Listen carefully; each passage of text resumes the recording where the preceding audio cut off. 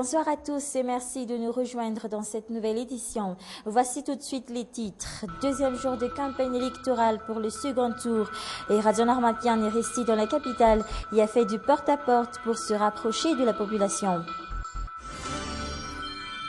Les 117 candidats aux législatives proposés par le MAPAR, la plateforme soutenant Andrazwil, donnent rendez-vous au Tananarivian demain au Coliseum d'Antsuzumbe. Dernier préparatif à quelques heures du grand show. Le centre Akamasu de Perpédro, doté d'un nouveau lycée, les Réunionnais ont financé les travaux à hauteur de 900 millions d'ariars. Et enfin, crash d'hélicoptère à Glasgow en Écosse, au moins un mort et 32 blessés.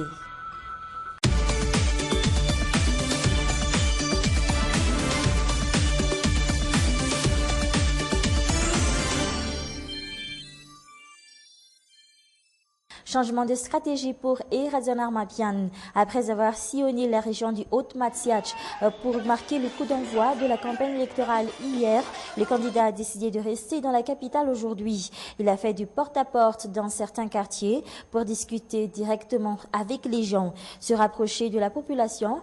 Tel est en effet l'objectif de son équipe de campagne pour ce second tour.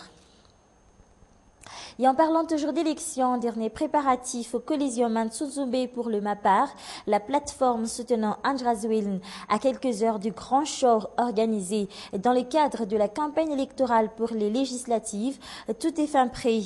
C'est demain que la plateforme présentera officiellement les 117 candidats aux législatives au Tananarivian. Mamba au Café Tchanian et deuxième jour également de la campagne électorale des législatives, direction le 2e arrondissement de la capitale, là où le problème foncier devient un problème commun pour les habitants.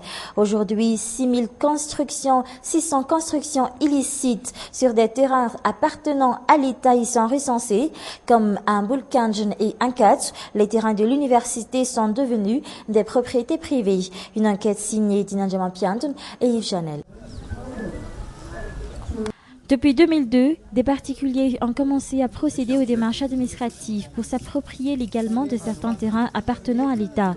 Des démarches nécessaires et importantes, affirment ces personnes, soucieuses de l'avenir de leurs enfants. Pourtant, ces démarches demandent beaucoup de temps de la part du personnel du bureau de Funkuntan et Mbulkanjan. Plus le temps de penser au développement du quartier. La plupart de ces terrains ne sont pas en règle, ce qui est parfois source de disputes. Les gens s'engagent même dans des batailles judiciaires interminables, car dans certains cas, le Funkuntan n'arrive plus à gérer ces problèmes. Le problème foncier, un problème immense à Madagascar qui affecte directement la population. Le développement prenant en compte les attentes de la population. Pour la candidate législative dans le 2e arrondissement, Landra Kutmank, c'est possible. C'est d'ailleurs son objectif en se portant candidate à cette élection de proximité. Avant de siéger au Parlement pour voter des lois, les députés jouent le rôle d'intermédiaire entre l'exécutif et le peuple, un rôle que n'arrivent pas à assumer la plupart de nos députés. C'était la fête ce jour au centre Akamasu de Perpédro Anjalanch. Le centre vient en effet d'être doté d'un second lycée implanté dans le village Manatenasu. L'île de la Réunion a financé les travaux à hauteur de 300 000 euros, soit plus de 900 millions d'ariars. L'inauguration du nouveau lycée a eu lieu ce jour, un nouvel espoir pour les protégés de Perpédro. Le récit de Mamba au Café Tchanian et de Yves Chanel. Un lycée tout neuf pour le village Manatenasu, le second pour le centre Akamasu, un lycée comprenant 325 salles de classe. Parmi les élèves qui vont jouir de cette nouvelle infrastructure, Vér, 18 ans. Elle est en classe de première. Elle est plus que ravie, d'autant plus que le lycée se trouve juste à côté de sa maison. Comme Vér, la plupart des enfants d'Akamasu ne peuvent pas cacher leur joie. Les Réunionnais ont financé la construction de ce lycée, en plus de la bibliothèque, du laboratoire, de la salle des professeurs et le terrain de sport. Il s'agit d'un projet d'un montant de 300 000 euros, soit plus de 900 millions d'ariars. La région Réunion est intervenue pour participer à financer ce nouveau lycée ici à Akamasu avec le Perpédro, parce que les jeunes Réunionnais ont le sens et la conscience qu'il y a ici, à 2 heures d'avion, des jeunes malgaches qui ont aussi soif d'apprendre, d'aller de l'avant, de prendre leur place dans cette société. Ce nouveau lycée est déjà fonctionnel depuis l'année dernière. Il a fallu 9 mois pour achever les derniers travaux. L'inauguration a eu lieu ce jour. Cette inauguration est très importante puisqu'il s'agit de l'instruction. Il s'agit de donner à nos jeunes plus de connaissances, plus de conscience sur ce qu'ils vivent et qu'ils puissent préparer mieux leur avenir. Quelqu'un qui est instruit, on ne peut pas le tromper, on ne peut pas le mentir. Je pense que l'instruction, c'est une chose très importante pour pouvoir lutter contre la pauvreté. Entre les Réunionnais et le centre Akamasou du Père Pedro, la collaboration ne s'arrêtera pas là. Les protégés de prêtres espèrent la construction d'une université bien à eux pour aller encore plus loin dans leurs études.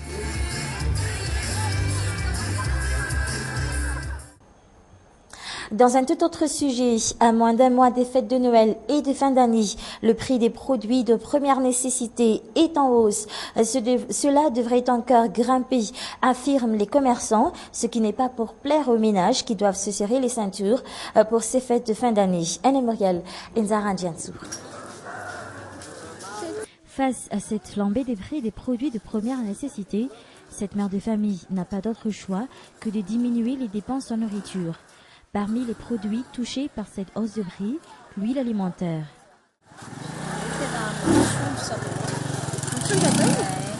Ce sont surtout l'huile et le savon qui ont connu une hausse. Le quart de litre d'huile s'achète maintenant à 1450 arrières contre 1000 arrières auparavant. Le riz aussi est touché par cette hausse. Le capoc du Macaluc est maintenant à 420 arrières. On n'a pas le choix, on doit se serrer la ceinture. Selon les commerçants, la hausse commence chez les importateurs. Vers épicière au marché d'Anusbi affirme que la hausse du prix du carburant en est la raison. Elle a même décidé de ne plus en vendre pendant un certain temps.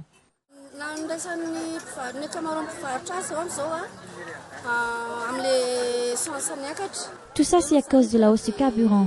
Et le prix de l'huile est le plus touché. Il y a quelques jours, nous avons encore acheté le bidon d'huile à 380 000 francs. Aujourd'hui, il atteint les 460 000 francs. C'est grave, mais il faut s'y faire. C'est pour cela aussi que nous avons décidé de ne plus en vendre.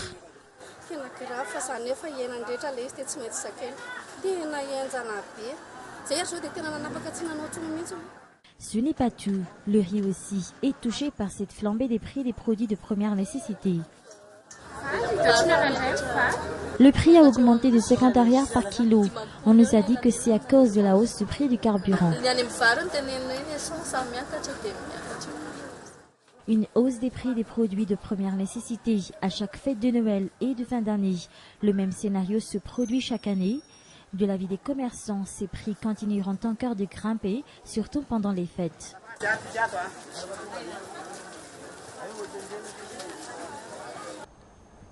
Un flash mob pour sensibiliser les jeunes à ne pas toucher à l'alcool. C'est l'association Croix Bleue qui a trouvé cette idée ingénue du goût des jeunes.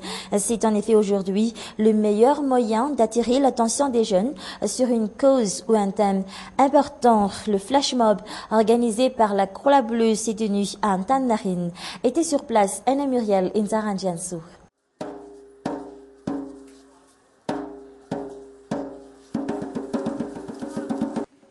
C'était ce matin à Antananarivo. On vient d'assister à un flash mob, une nouvelle forme de culture qui débarque à Madagascar. Je ne sais pas trop ce que c'est. C'est peut-être un genre d'événement pour attirer les jeunes.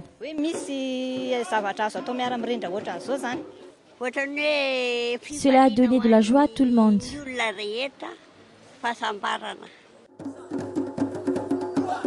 Par définition, le flash mob est un mouvement d'ensemble organisé dans un lieu public à une heure convenue et précise, un moyen de communication pour attirer surtout les jeunes.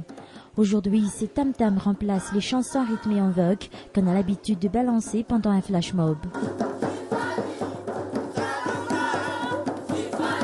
En organisant ce flash mob, Voir et son équipe veulent attirer l'attention des jeunes sur les problèmes liés à l'alcoolisme. Une idée ingénue mais efficace. Nous savons tous que les jeunes aiment danser, surtout dans les boîtes de nuit. C'est dans ces moments de défoulement qu'ils arrivent à prendre de l'alcool ou fumer. Nous avons voulu montrer que les jeunes peuvent s'amuser sans pour autant toucher à l'alcool. Il faut savoir qu'au sein de notre association, 70% des membres ont des problèmes d'alcoolisme.